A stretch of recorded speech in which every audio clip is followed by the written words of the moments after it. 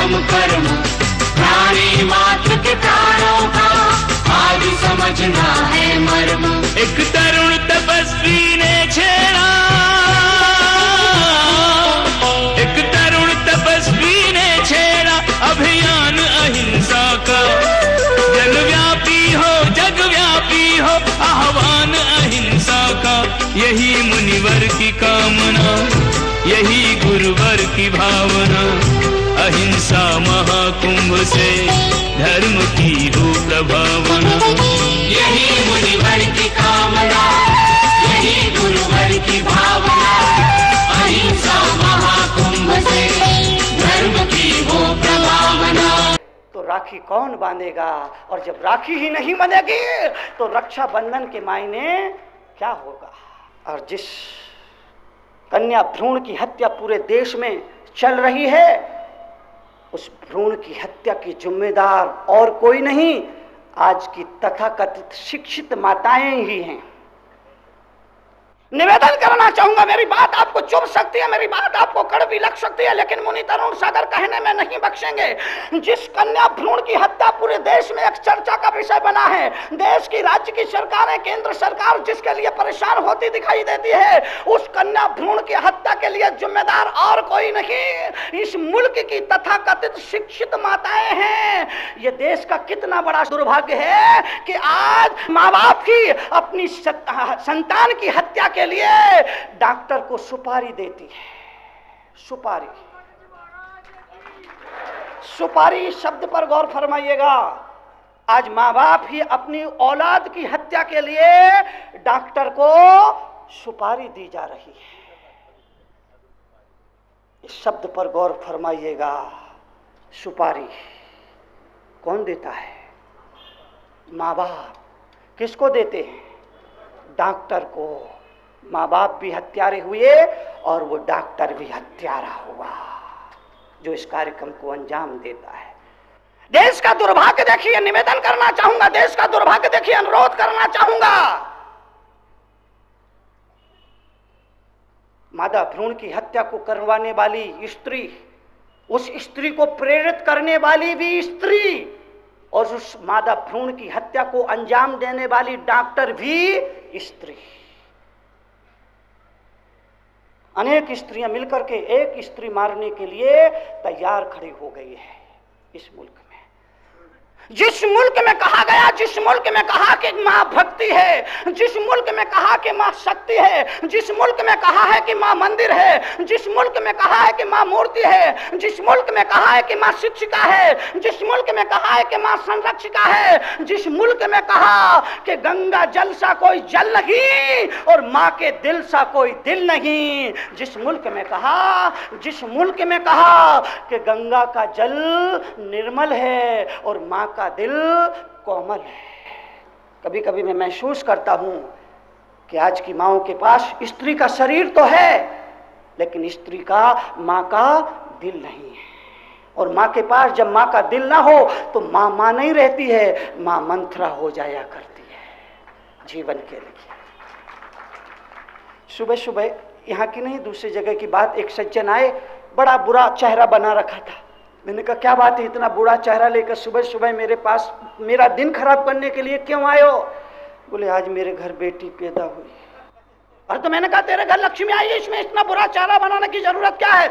बोले 2 बेटी मेरे पास पहले से ही थी, आज तीसरी बेटी मेरे घर आई है। मैंने कहा तो क्या होगा, बेटी है, बेटे का क्या? बोले क्या चिंता क्या? बोले मुझे मेरे वंश का, मुझे अपना अंश चाहिए, मुझे वंश का अंश चाहिए, मेरे वंश को चलाने के लिए, वंश को बढ़ाने के लिए, वंश को कायम रखने के लिए, वंश परंपरा को बरकरार रखने के लिए मेरी चिंता का विषय है कि मुझे वंश का अंश चाहिए। मैंने कहा ये वंश का अंश परमहंस बने कोई जरूरी नहीं है, ये वंश का अंश कंस भी बन सकता है। वंश का अंश परमहंस बने ये जरूरी नहीं है, ये वंश का अंश कंस भी बन सकता है। आजकल माँ बाप का ख्याल बेटों से ज्यादा बेटियां रखती है। आजकल माँ बाप का ख्याल बेटों से ज्यादा बेटियां रखती है, बेटियां शादी होकर ससुराल जाती है, ससुराल में रहती हैं, लेकिन फिर भी माँ बाप का ध्यान बना रहती है।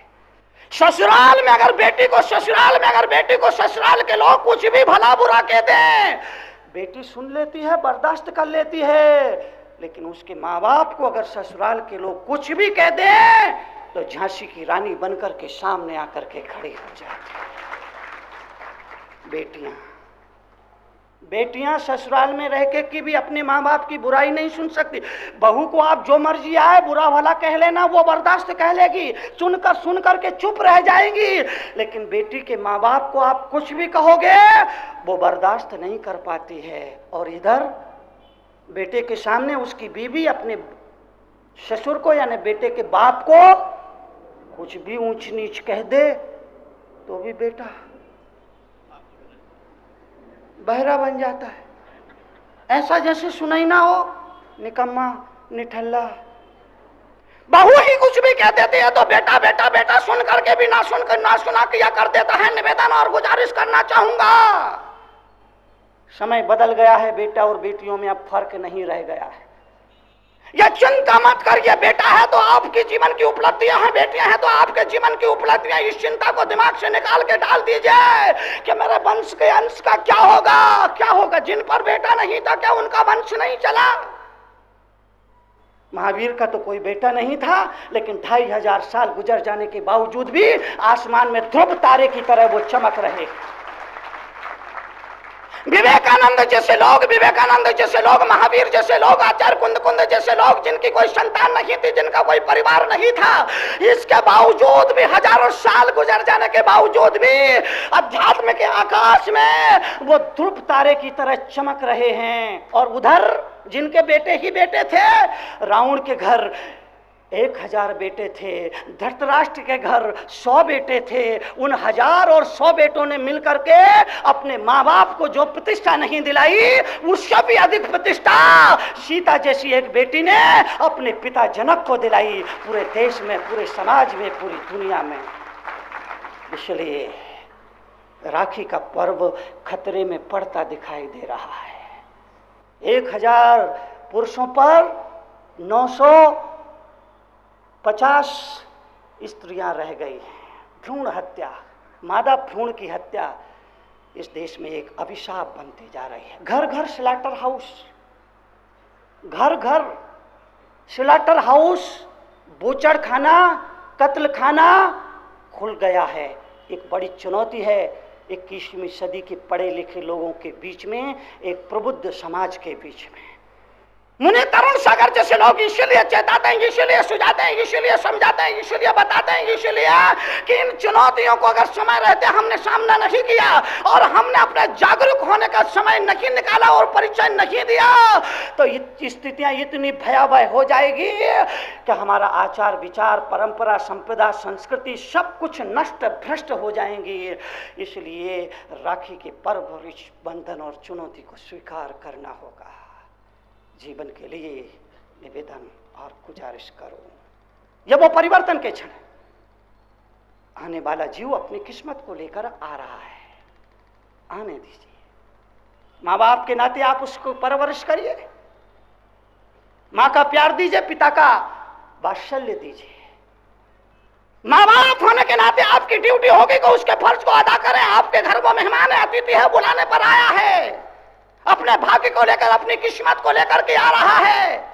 उसे माँ की ममता मिलना चाहिए, उसे पिता का प्यार मिलना चाहिए, पिता का वात्सल्य मिलना चाहिए। और फिर भी अगर ना दे सको तो मैं तरुण सागर खुले शब्दों में आह्वान करता हूं, आने वाले जीव को आप जन्म देना, और जन्म देने के बाद अगर उसे आप उसका लालन पालन नहीं कर सकते हैं तो डोंट वरी, चिंता की कोई बात नहीं है। आप उसे जन्म दीजिए और जन्म देने के बाद सुबह के अंधेरे में उस बच्चे को आप मुनि तरुण सागर के दरवाजे पर डाल जाइए। अगर आप उसे माँ का प्यार नहीं दे सकते, उसके माँ की ममता नहीं सह सकते, उसके जीवन के सूत्रधार नहीं बन सकते, उसके जीवन के कर्णधार नहीं बन सकते, तो चिंता की बात नहीं, कोई चिंता की बात नहीं है। आप उसे जन्म देने के बाद सुबह के अंधेरे में आप उस बच्चे को मुनि तरुण सागर के दरवाजे पर डाल देना। मैं मुनि तरुण सागर उन्हें माँ बाप दूंगा, उन्हें जीने का आधार दूंगा, उन्हें जीवन जीने का अवसर मुहैया कराऊंगा। क्योंकि ऐसे हजारों युवा दंपत्ति है जो औलाद के लिए तरसते हैं। ऐसे हजारों युवा दंपत्ति जिन्हें औलाद चाहिए, जो औलाद के लिए तरसते हैं। मैं उन युवा दंपत्तियों को, उस बेटे और बेटियों को उठा करके उनकी झोली में डाल दूंगा। उन्हें जिंदगी का मकसद मिल जाएगा और एक बच्चे को जीवन का आधार मिल जाएगा।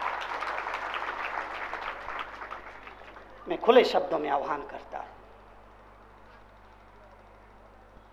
एक सामाजिक बुराई का खात्मा होना चाहिए।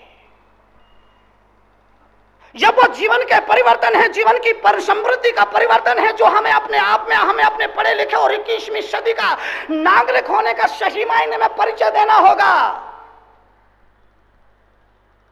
भाई बहन का पर्व, रक्षाबंधन पर्व, प्रेम के धागों का पर्व जैन परंपरा में आज का दिन इसीलिए भी एक विशेष रूप से उल्लेख है। आज के दिन अकंपनादि 700 मुनियों का उत्सर्ग महामुनि विष्णु कुमार के द्वारा हटाया गया था, खत्म हुआ था। 700 मुनियों को राजाओं ने, राजाओं के मंत्रियों ने शक्ति को पाकर के, सत्ता को पाकर के, सत्ता के अधिकारों को पाकर के हवन कुंड यज्ञ के बीच में बिठा दिया था और उनका जीवन का खात्मा करना चाहते थे। लेकिन एक महातपस्वी मुनि विष्णु कुमार, जिनके पास तपस्या के प्रभाव से रिद्धियां और सिद्धियां थी, उन्होंने उन मुनियों के उपसर्ग का निवारण किया और वहाँ से जैन परंपरा में राखी का पर्व शुरू होता है, रक्षाबंधन पर्व शुरू होता है। ये प्रेम का धागा, ये संकल्प का धागा है, ये सुचिता का धागा है, ये जीवन की पवित्रता का धागा है। रक्षा करना और रक्षा लेना और रक्षा देने का पर्व है। निवेदन और गुजारिश, मुनि तरुण सागर जैसे लोग जिस समाज में रहते हैं, जिस समाज की 2 रोटी को खाते हैं, जिस समाज के बीच में उठते और बैठते हैं, उस समाज में जब इस तरह की बुराइयां पनपती हैं तो मुझे भी शर्मिंदगी महसूस करनी पड़ती है। इसलिए समाज को चेताता हूँ, जगाता हूँ, बताता हूँ। और इसलिए मैंने कहा, आज का पुरुषार्थ कल का प्रारब्ध बन जाता है। आज का आपका प्रयत्न, आज का आपका पुरुषार्थ, आपकी कोशिश कल का प्रारब्ध बन जाएगी। और इसलिए पुरुषार्थ के साथ जीवन में प्रारब्ध भी जरूरी है। प्रारब्ध नहीं तो पुरुषार्थ भी आधा अधूरा रह जाता है, आधा अधूरा। गांव के लोग गंगा स्नान को जाते थे। एक अल्हड़ युवक ने गांव के पंडित से जाके कहा, पंडित जी जरा पत्रा देख करके बताइए, मैं गंगा स्नान करना चाहता हूं, किस दिन गंगा स्नान करने जाऊं। गांव के पंडित ने पत्रा देखा, उलटा पलटा और कहा, तेरी किस्मत में गंगा स्नान नहीं है। पंडित ने कहा कि तेरी किस्मत में गंगा स्नान नहीं है। युवा को बड़ा गुस्सा आया। पंडित की दुकान से, पंडित के घर से उठा, गाड़ी में चढ़ा, बस में बैठा, फिर ट्रेन पकड़ी। ट्रेन को पकड़ करके सीधा हरिद्वार पहुंच गया। हर की पेड़ी पर पहुंचा, वहां पंडितों से पूछा, पंडों से पूछा, क्या मैं गंगा स्नान कर सकता हूं? पंडों ने कहा, हाँ, गंगा स्नान कोई भी कर सकता है, किसी के लिए गंगा स्नान करने की मनाही। उस युवक को बड़ा गुस्सा आया अपने गांव के पंडित पर। उस युवक को अपने गांव के पंडित पर बड़ा गुस्सा आया कि उसने मुझे बेवकूफ बनाया है। वो झूठ बोल रहा था, कह रहा था कि तेरी किस्मत में गंगा स्नान नहीं है। अब मैं जब हर की पेड़ी पर खड़ा हुआ हूँ, यहाँ के पंडित से पूछ रहा हूँ मैं स्नान करूँ, तो पंडित कहते हैं, पंडित कह रहा है कि हाँ हाँ कर सकते हो, किसी को कोई मनाही नहीं होती है, कोई भी आके स्नान करता है। उस युवक को गाँव के पंडित पर बहुत गुस्सा आया, इतना गुस्सा आया, इतना गुस्सा आया कि गंगा में डुबकी लगाने की बजाय उसने एक लठ खरीदा, बांस का लठ खरीदा और लठ खरीद करके फिर ट्रेन में बैठा, फिर ट्रेन से उतरा, बस में बैठा, बस से उतरा और गांव के पंडित के दरवाजे पर पहुंचा और कहा, हे पंडित, पंडित तो घबरा गया कि इतने जोर से कौन बोल रहा है। दरवाजा खोला तो वो युवक लट लिए खड़ा था। बोला तूने मेरे से झूठ क्यों बोला? बोले कब मैंने झूठ बोला? बोला 2 दिन पहले 4 दिन पहले मैंने कहा था, तूने कहा था तेरी किस्मत में गंगा स्नान नहीं है। बोले हाँ कहा था, लेकिन मैंने हर की पेड़ी पे जाके पंडित से पूछा क्या मैं स्नान कर सकता हूँ? उन्होंने कहा हाँ जरूर कर सकते हो। तुमने मेरे से झूठ क्यों बोला? बोले मैंने झूठ नहीं बोला। बोले नहीं तूने झूठ बोला कि तेरी किस्मत में गंगा स्नान नहीं है, मैं वहां हो करके आ रहा हूँ। तो पंडित ने कहा हर की पेड़ी गए थे? बोले गए थे। पंडित ने कहा कि नहा सकते हो? बोले हाँ। उन्होंने बोला नहा सकते हो। तो पंडित ने पूछा क्या तुमने गंगा स्नान किया? बोले नहीं, वो तो मैं भूल गया। तो बोले यही तो मैंने किया था, तेरी किस्मत में गंगा स्नान नहीं है। अगर आप जानना चाहते हैं जीवन का व्यवहारिक ज्ञान, चाहते हैं अपने जीवन में परिवर्तन, तो पढ़िए जीवन के व्यवहारिक ज्ञान से रूबरू कराती विश्व में कड़वे प्रवचनों के लिए विख्यात क्रांतिकारी राष्ट्र संत मुनि श्री 108 तरुण सागर जी महाराज की बहुचर्चित पुस्तक कड़वे प्रवचन, जिसका नाम दर्ज है Guinness book of world records में, 14 भाषाओं में, जिसकी अब तक 7 लाख प्रतियां प्रकाशित हो चुकी हैं।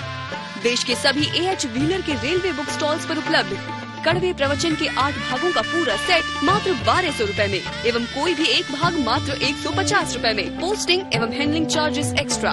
मंगवाने के लिए आज ही संपर्क करें 196 सेक्टर 18 फरीदाबाद हरियाणा। संपर्क सूत्र 0129 226254 098 2490724900। Email ahimsamahakundh108@gmail.com। क्रांतिकारी राष्ट्र संत मुनि श्री तरुण सागर जी महाराज के क्रांतिकारी विचारों को जानने व समझने के लिए घर बैठे ही मंगवाएं अहिंसा महाकुंभ पत्रिका और मुनिश्री के विचारों को पढ़कर सुधारें अपना जीवन। अहिंसा महाकुंभ पत्रिका की आजीवन सदस्यता प्राप्त करें मात्र 2100 रुपए में। आज ही संपर्क करें अहिंसा महाकुंभ पत्रिका 196 सेक्टर 18 फरीदाबाद हरियाणा। संपर्क सूत्र 0129 226254 09810724900।